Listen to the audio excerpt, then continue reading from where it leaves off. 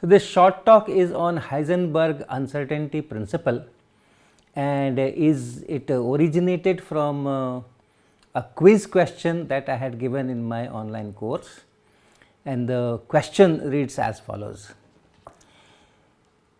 A particle has a certain wave function. We measure the position of the particle so that it becomes known within an uncertainty of 10 power minus 18 meter.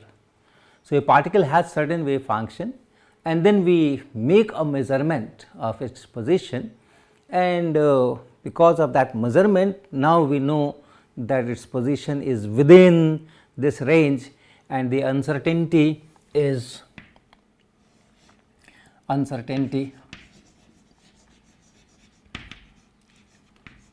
in position is 10 power minus 18 meter. So, with this accuracy we know the position of the particle. The question goes ahead, then we measure the momentum of the particle and it becomes known within an accuracy of 10 to the power minus 18 kg meter per second. So, after this we make a measurement. So, we have a wave function, particle has a wave function, then we make a measurement, position measurement, and when we do this position measurement we come to know about the position with this uncertainty, and then we make a momentum measurement. After this we make a momentum measurement,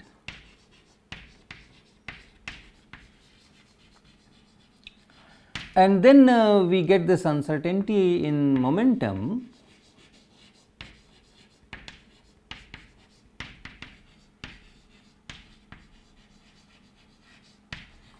and that is 10 power minus 18 kg meter per second. So, since I am doing the measurement, of course, I will know the value, and depending on the accuracy of my experiment the value will not be exact, we will have some range, some uncertainty there, some error there.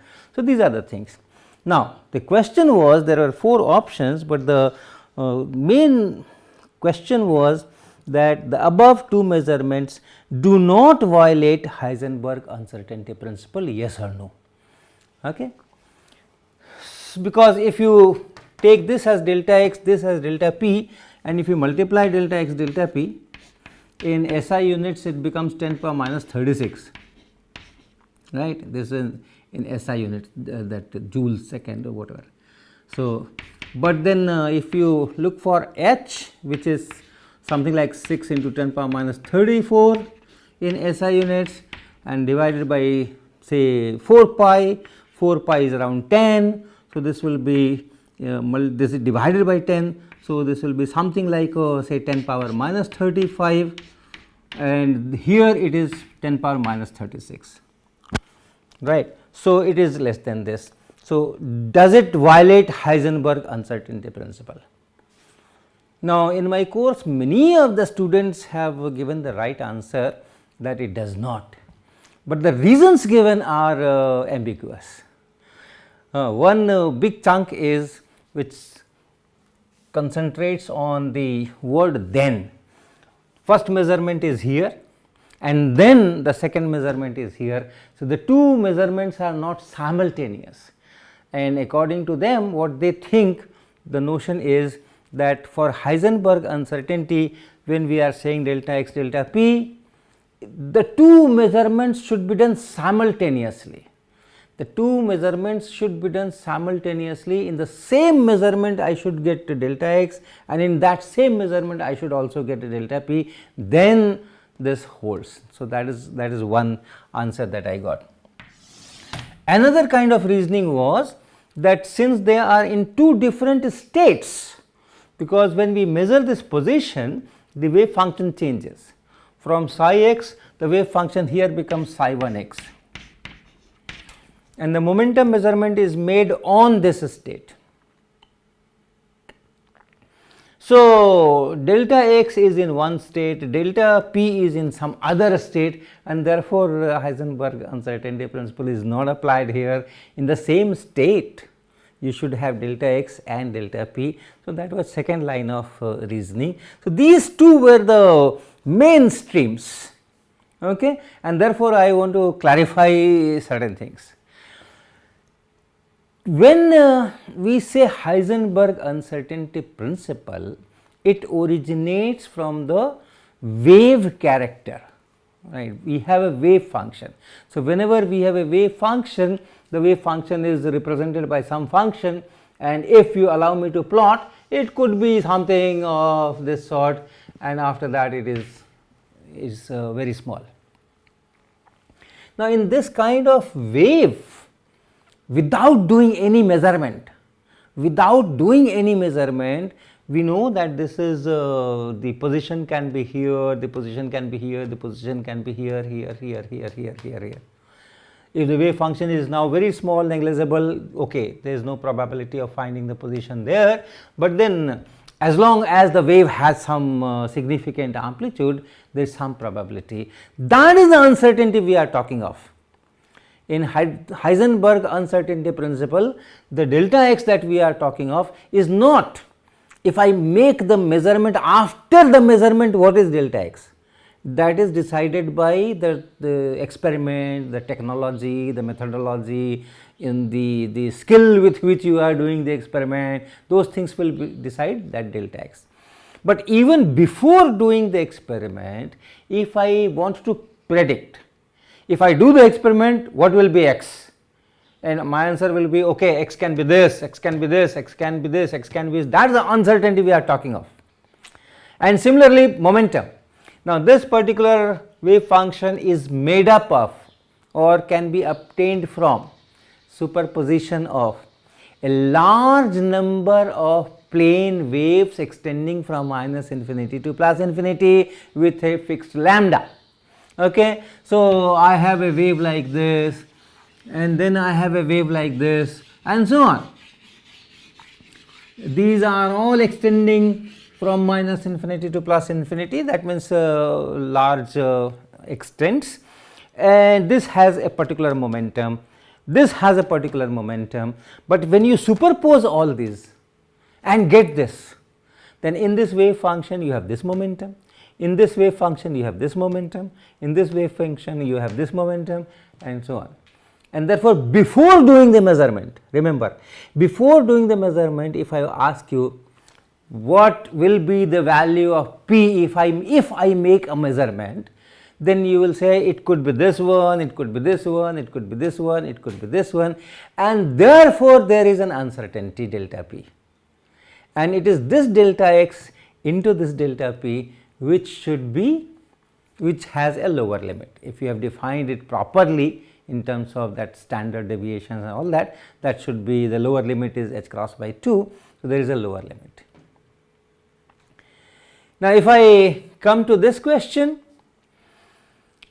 when I made the measurement, it becomes psi x, and when I again made the measurement, it becomes psi 2 x. When you make a measurement, you change the wave function, because suppose this is it and I make a measurement, I physically make a measurement, and I find that okay, within my accuracy of the experiment, the particle is from here to here, somewhere here. That means now the wave function of this particle after the measurement should be almost 0 here and almost 0 here.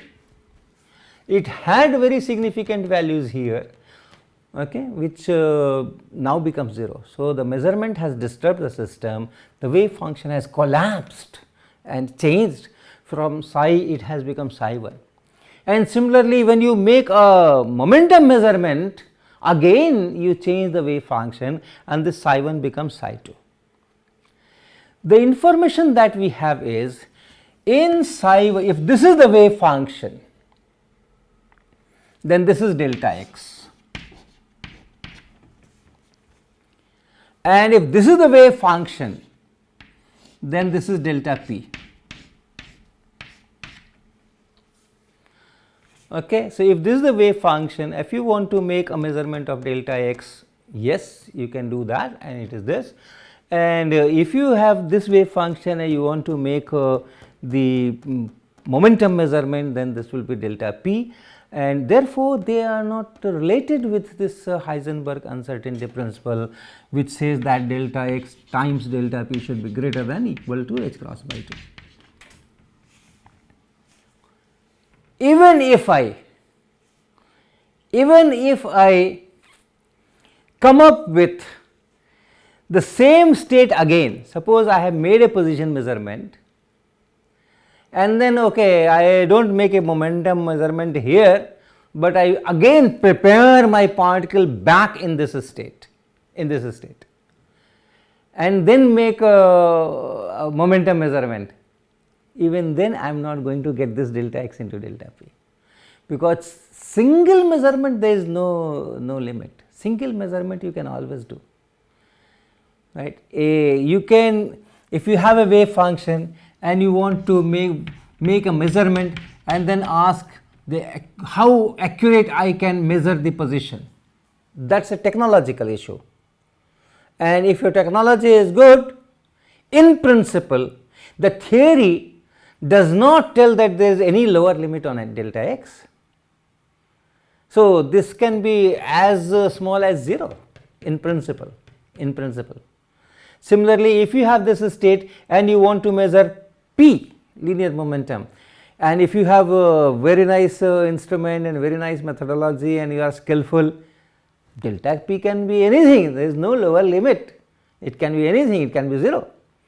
So, if you even if you start with this, make a measurement of delta of position and get a value which is very accurate, and then go back here and make a measurement of momentum, you can again get a value of momentum with any kind of accuracy, which can be very accurate. So, no limit on that. The question is, if you have done this, you have lost the information about delta p. Here there was some delta p, but if you make this measurement, you come up with some other state psi 1, and in that psi 1 this delta x is, yes, very small, but then in that psi 1 delta p is large.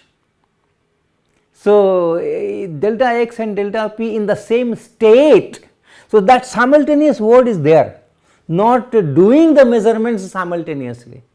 In the same wave function, without disturbing the delta x and delta p, before the measurement itself I know what is delta x, delta p, that delta x into delta p will be greater than or equal to h cross by 2 for any wave function, psi x, psi 1 x, psi 2 x, any wave function.